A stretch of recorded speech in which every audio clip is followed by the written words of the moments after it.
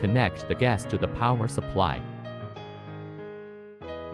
We generally recommend argon gas, which will be better for most processing requirements and welding effects. We have an air valve vent here. All we have to do is put the trachea in. Our machine is equipped with a power cord.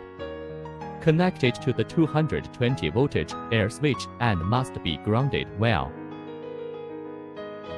And there's also a power jack.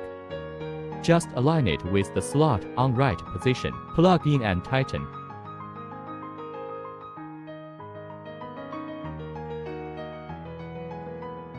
Get this ready, then we open the gas valve.